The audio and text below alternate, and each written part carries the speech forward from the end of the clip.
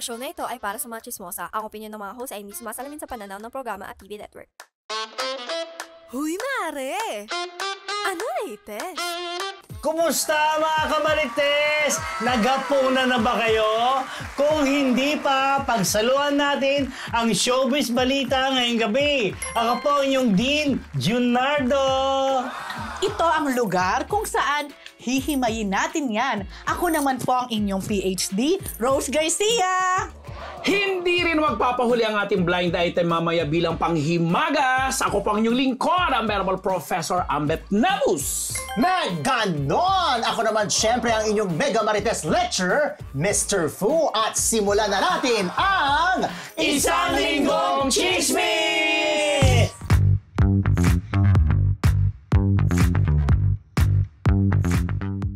Malapit na ang showing ng panibagong film ni na Joshua Garcia at Julia Barreto. Pero syempre, habang may excited, meron ring mga hindi masyado. Grabe naman! Ayon sa ibang netizens, ito raw ang comeback na no one asked for dahil sinasabayan na lang nila ang trip ng Joselia fans. Meron ring nagsasabi na tila mismanage na ang karir ni Julia dahil pinatulan niya raw ang movie na to. Hala! Bakit kaya? Oh, excited. Ang sakit naman. Grabe naman kayo. Grabe naman yung no one asked. Saka yung Mismanaged. Plus, Bakit niya tinanggap yung movie na ito? Parang, teka lang ha, teka. Parang gusto kong mag-react dyan. Di ba parang baligtad? Sino bang may kailangan kanino? Well, or... Tsaka hindi pa naman natin mahuhusgahan kasi hindi pa naman pinapalabas. Di ba malapit pa lang ang showing? Malapit pa lang. So, malay nyo naman. Minsan nga, di ba yung mga hindi mo inaasahan na kikita, biglang Yun. boom! Saka, Kikita. iba ang chemistry ng Joselia ha. Teka lang. Sabi nga ni Melanie, do not judge if you're not a book. Ay! So, bigyan naman natin ng chance, di ba? Kasi, aminin naman natin, nagkaroon ng fans naman yung Joselia na Naman. yan. At magagaling na artista yung mga yan. So, Pero alalahanin mo, si Joshua kasi medyo natitense daw kasi sa dami ng mga ginawa niyang proyekto, mapativat film, parang hindi yata masyadong bumenta o malagwa. Si Julia ba? Si Julia ganun din yata. Kaya nga, di ba parang na-unfairan lang ako na... hindi naman huwag isisihin si Julia. Oo. Or, hindi Sandali. dapat sabihin na parang si Julia ang...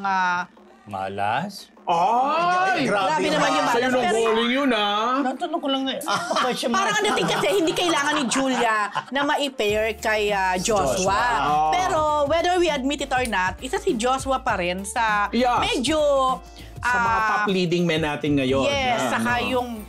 Well, relevant or nagmamarka. Sana na lang maganda talaga yung... Iba naman yung entitled. Sana na lang talaga maganda yung project. Kasi di ba? pareho silang mahusay umarte, ganyan-ganyan. At suportahan ang Yan. kanilang mga fans at yung mga interesado dun sa pelikula. Di ba? Parang gusto ko nga panoorin. Already Milyon-milyon din naman siguro yung interesado. No? Oo, kaya huwag niyo muna pangunahan kayo talaga. O, Sino parang- ba ang nangunguna? Eh, itong nag-VO.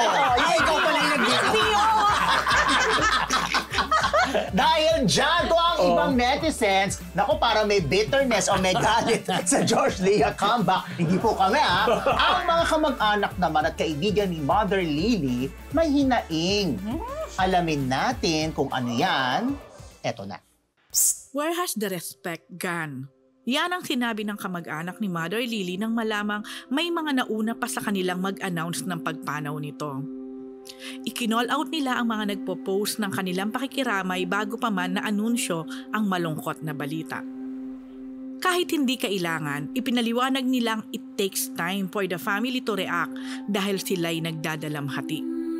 Sa tingin nyo ba, good ang intention ng mga naunang nag-offer ng condolences o nakababastos nga ito sa naiwang pamilya? Siyempre, nakikiramay pa rin po tayo sa mga naiwan ni Mother Lily na institusyon na ng Of Philippine course. showbiz. Yung tanong ni PhD kanina kung good or pareho. Depende kasi, hindi, paano ba? Kung good ba or nakababastos, Hindi. parang pareho ang sagot. Yung iba kasi, alam naman natin, paunahan. Oo, di ba? Yeah. Kasi parang, May protocol kasi sa ganyan. Oo, Yes. Parang The same way na may race ba? protocol na kapag nakita nyo sa kabaot, Huwag niyo naman picture at ipost. May video. Unless, Meron mga video pa ha. unless may pahintulot siguro. Hindi na rin siguro. Hindi siguro. Ayoko. Pero alam mo, sobrang ano. Kaya pala hindi tayo nagpa-picture. Charot.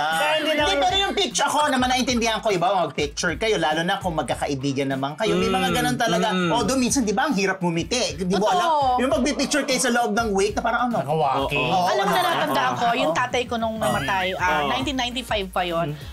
Hindi pa ganun kauso ang nagpipicture pag may patay. Alam ko parang medyo anong-ano ko na, parang bakit kailangan mag-picture? Ba't parang kailangan post dito? Diba? Parang ako hindi napaka-uncomfortable ng feelings ko na. Pero I think now, Iba. okay lang. Ako, may lang ako nakaranasan personal sunod-sunod. Lola, tito, pamangkin, kapatid, halos sunod-sunod sila. Kaya dumating na kami doon sa punto talaga na pag nagre-reunion kami, doon na kami, background namin yung, not for anything Oo else nga, nagiging reunion na kasi. Oo, kasi yun na yung Pero time na ano. sana yung picture, wag na, hindi ko, sa akin lang to, wag na doon sa Mikabang. Pwede ba doon sa, yung Oo.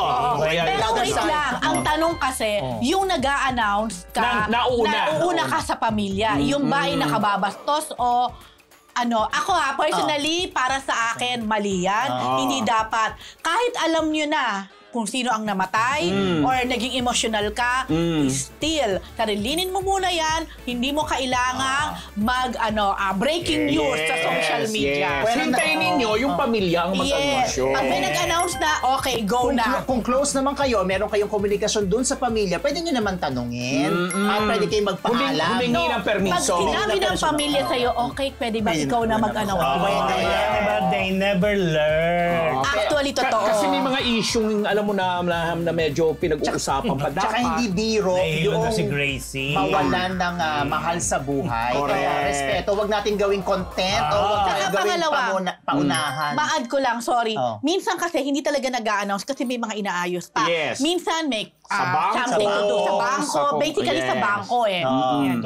Tsaka minsan, may mga iba na kukuryente. Yun na. Ay, Yung na-announce tapos hindi naman pala. Ayun Oo, meron ng ganyan noon. Ay nako mga kamarites, mamaya naman sa ating Chika of the Week, aalamin natin ang nakakagulat na announcement ng FDCP chairperson na si Direk Joey Reyes. Malalaman natin yan sa pagbabalik ng Marites University! Welcome back mga kamarites! Muna kayo! Alamin nga natin kung saan nanggaling ang nauusong expression na yan dito sa FYI. Nag-graduate na ako college niya. Graduate ka na? Nag-graduate na. Niyak ako. Naiyak ka. Mag-A ka muna Thank you. So wala lang palang meaning. Pinauso lang ulit. Ulit. May pinanggalingan. Kasi parang yung ganon, meron na noong araw yan, di ba? Oo, yung sa Hawaii, sa So parang wala lang. Siguro naisip lang. Tapos, kinagat. De bongga. At nag-evolve na rin. True. Kasi yung kwento niya. Tapos naging A na. Pero kasi dati parang hindi naman A Parang signal yan kasi na okay or something doon sa trend. Masabi. Ako nga feeling ko pag sa phone, hello. Pwede rin. pwede Hello. din. Kasi ganun, di ba? Hello. Di A na rin. Itawag na natin to. Oras na para sa ating Chika of the Week, brought to you by Ugbo 24/7!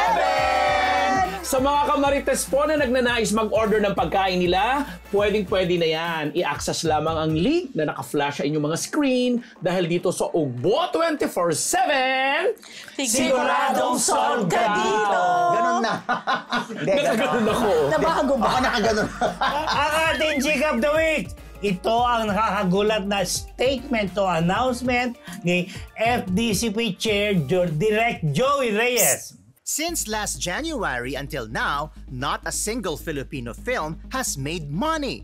Yan ang revelasyon ni Direk Joey Reyes na nakakagulat. Bakit? Dahil halos lahat ng entry sa MMFF nagmarka sa moviegoers. Napalitan pa nga ng isang MMFF entry ang box office record na naiset ng Cat Den Film noong 2019. Bukod dyan, napakaraming entries rin sa Cinemalaya ngayong taon.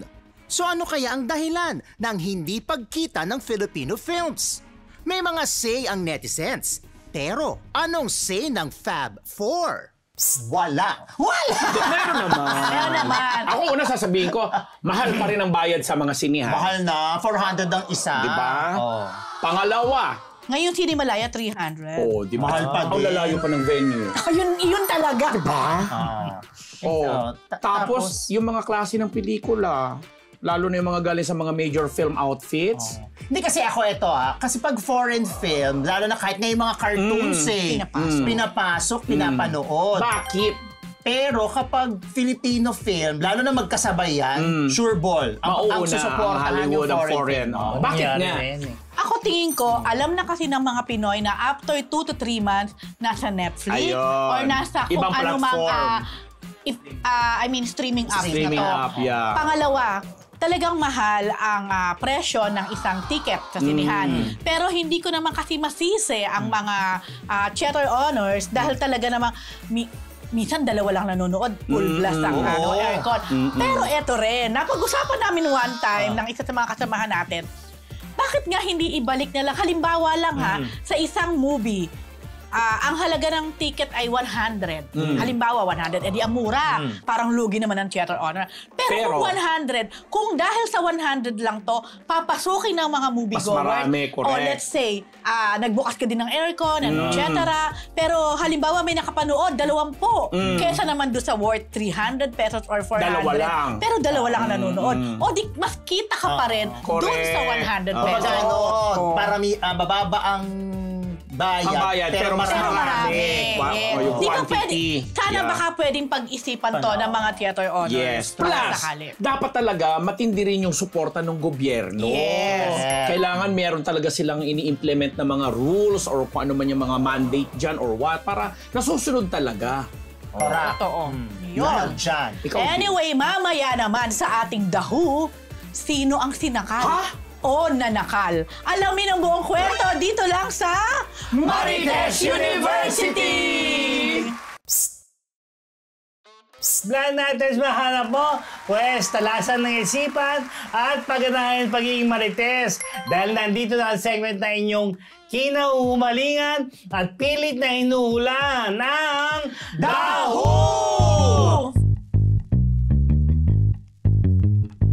Ito na ang hashtag natin, #sakal.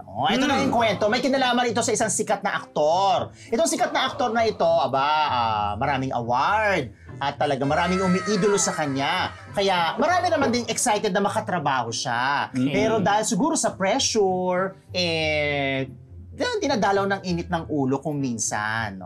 Hindi ko alam kung minsan o palagi. Eto na. Nasa isang taping itong si aktor. Tapos, nasa tent siya. Di ba? Nasa tent sila yung mga artista. Sa tent, mga tent. Mga tent niya Ngayon, di ba meron kwento sa tent? Meron naka-assign na staff para tawagin ng isang artista para pumunta na doon sa shooting o doon sa taping, sa eksena. So, pinatawag na doon sa staff. Aktor, tawag na po tayo, labas na po tayo. O, di syempre, bakla ba yung staff? Oo. Hindi. Okay. Parang ako yun. So, pinapunta na, aktor, punta na po tayo doon sa set. Di syempre, si aktor naman, alam naman niya. So, lakad siya, punta siya. Pagdating niya doon sa set, may kinukuhanan pa pala. Hindi pa pala siya isasalang. Pinagalitan niya ng bongga yung staff. As in, yung super galit. Galit. Hanggang sa galit niya, sinakal! Ay, kawawa naman. Ay, grabe. Bakit? Super sikat to? Super sikat. May asawa na? Award-winning nga. May dalawang anak? Ay. Parang 3 ata. Hindi ko sigurado. Nililigaw tayo. Nililigaw. So yun na nga. So parang yung mga staff, simula nung nakita yung eksena na yun, buti nga, naawat siya nung iba na. Lumipat siya ng network? Hindi, nandun pa rin siya. Hindi, parang galing siya sa isang network. Ay, nose ko na to. Nambubuhos ng tubig? Naku, hindi ko sigurado. Parang may ibang kwento ng sakal kasi yan kung yan yun Ay, naku, galing to sa isang staff din natin na nakatrabaho niya yung sinakal. So kung yan yun ay same lang nung dating kwento ng sakal, Aba. Sakal-sakali sa Hindi klolo. kasi yung iba, kahit sobra nilang idol, mga produksyon, gusto nilang makatrabaho dun na yung si aktor. Isa parang natatakot sila, lalo yung nakita yung eksena na sinakal. Kasi nga naman, pa rin yan hanggang ngayon? Sikat pa din. may teleserye yan eh. Okay, mga kamarites. Nabusog ba kayo? Di good.